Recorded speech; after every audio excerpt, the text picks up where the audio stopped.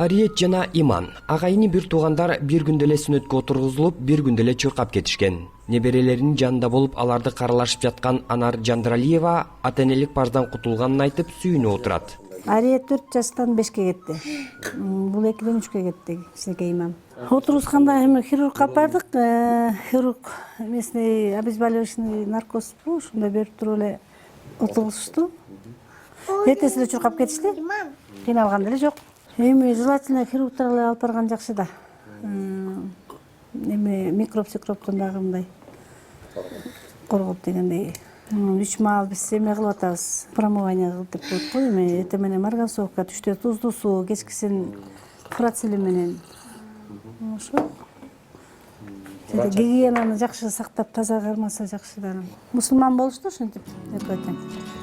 Ул баланы өз убагында сүнөткө отургузуу ар бир атанын уулунун алдындагы парзыбы. Баланы канча жашында сүнөткө отургузуу керек деген суроого жооп издеп, ошондой эле динде, медицинада баланы сүнөткө отургузууда кандай айырмачылыктар бар экенин билип көрдүк. Башта бул милдет табып, аксакалдардын жардамы менен ишке ашып келген болсо, учурда көпчүлүк медициналык жолго уктап калышкан. Мына бул кезекте турган балдар хирургдун бычагы аркылуу сүнөткө отургузулат.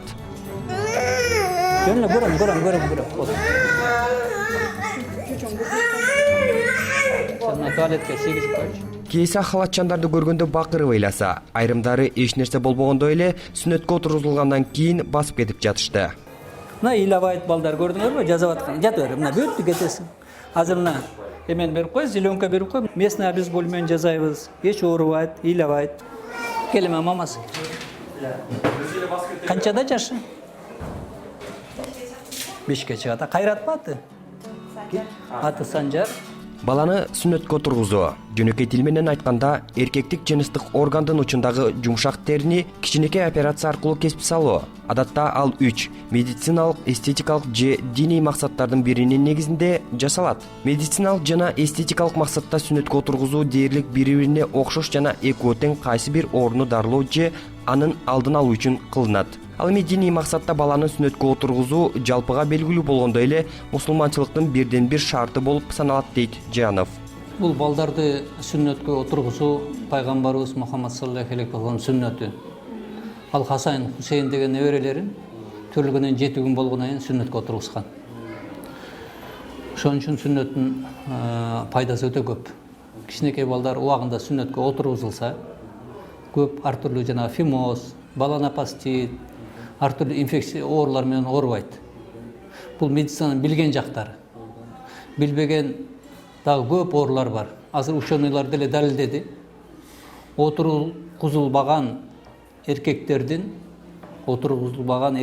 аялдары рак оорусу менен жана гинекологический ар түрлүү инфекция оорулары менен статистика боюнча көп ооруйт. Үчүнчүдөн бул жана сексуальный жактан дагы абдан жакшы.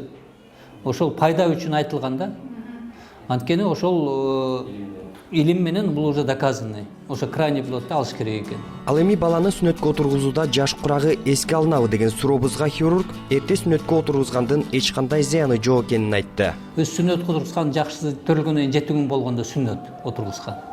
7 күндө жетишпей калса 14 күндө, 14 күндө болбосо 21 күндө отургузган жакшы. Анан жана кыргыздарда кескисте 3 жашта болот, 4 жашта болбойт, 5 жашта болот деген башка бир дагы улуттардан көргөн жокпуз. Канчалык эрте баланы отургузса, ошончолук балага жакшы. Азыр мына жеңил болуп калды, жеңил ыкма менен отургузулат. Илгери мында канатып, наркоз берип отургузчу элек. Азыр местный наркоз менен бир 2-3 мүнөт процедура.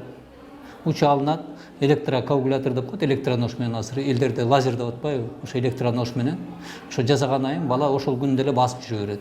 Биринчи жагынан берде канабайт. Канап мындай кан инфекциясы болбойт. Экинчи жагынан жана высокий температура менен кескенден кийин риск заражения башка инфекциялар менен жок. Бат болот. Балдардыкыда мындай тегиз алынып, тегиз жакшы бүтөт.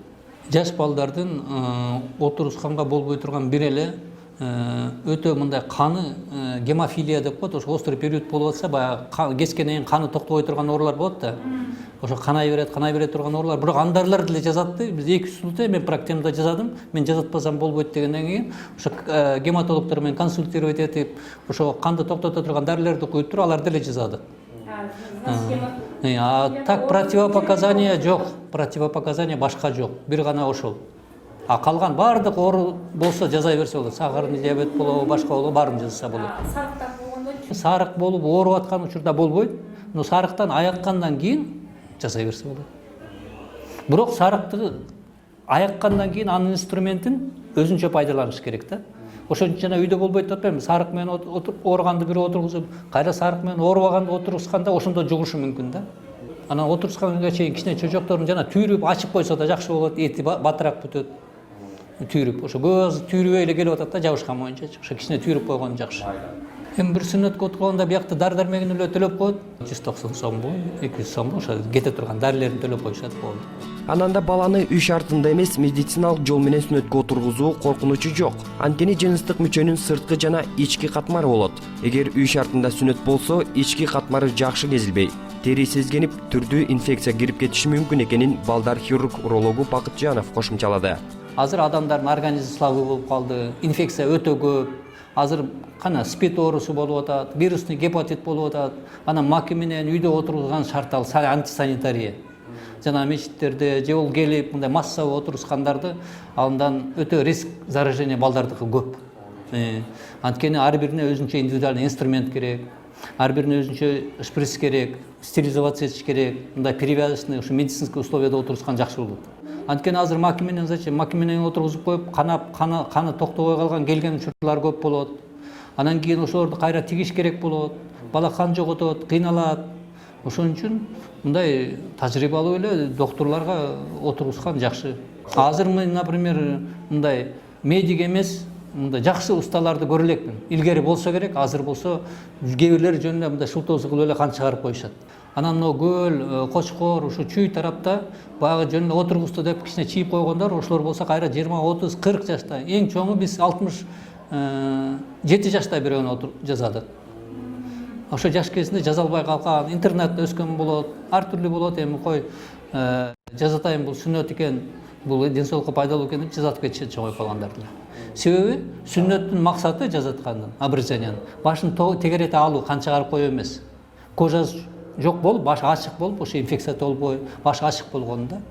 Ошон үчүн жанагы кээ бир сүннөткө отургузабыз деп жөн эле кан чыгарып койгон, ушу айылдарда эмелерде аны токтотуш керек. Болбосо балдар чоңойгондо кыйналып калып атат.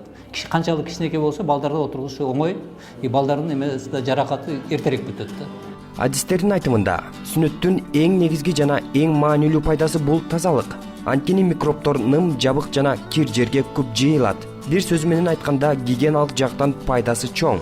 Бирок башында жапайы салт катары айтылган сүннөттүн пайдалуу жактары илимде тастыкталгандан кийин эркектин жыныс мүчөсүндөгү ашыкча делген терини алып салуу кеңири тараган. Ал эми динде өзүнүн жол жобосу менен жаш куракка маани берилиши мүмкүнбү?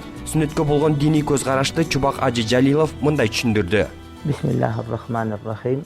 Сүннөткө отургузуу маселеси бул ошол бардык эле пайгамбарлардын дининде айтылган бул сүннөт болуп эсептелет.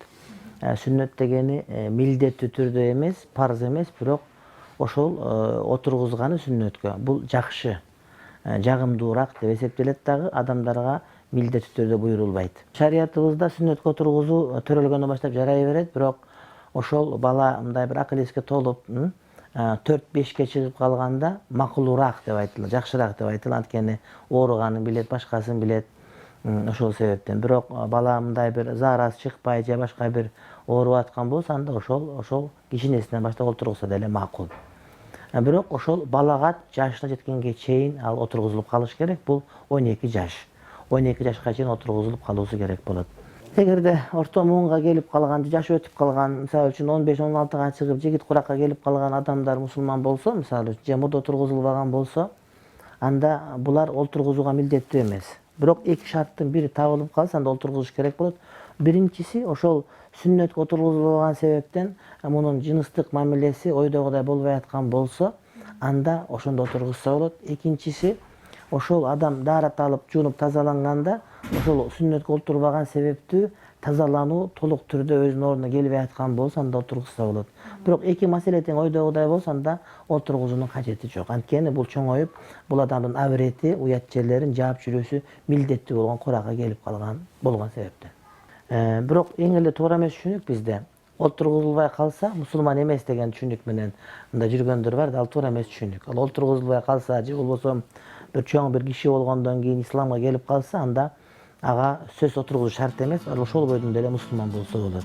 Дарыгерлер болобу же ата бабадан берки салттуулап келген атайын устаттар болобу, эң негизгиси этти ашыкча кесип, кан тамырларды жабыркатпаш алардын милдети. Эсиңиздерде болсо 2010-жылы Чүй облусунун Кемин районунун ооруканасында буга чейин эмгектенип келген хирург 4 жаштагы Нурсултанды сүннөткө отургузуу алдында жыныс мүчөсүнүн башын кесип алган. Ал заара ушата албай калганынан кайрадан катетер коюшкан. Дарыгерлер бала чоңойгондон кийин ага пластикалык операция жасаса болорун жана андай операция Москвада жасаларын айтышкан. Муну ошол учурда массалык маалымат каражаттары байма-бай жазып чыгышкан болчу.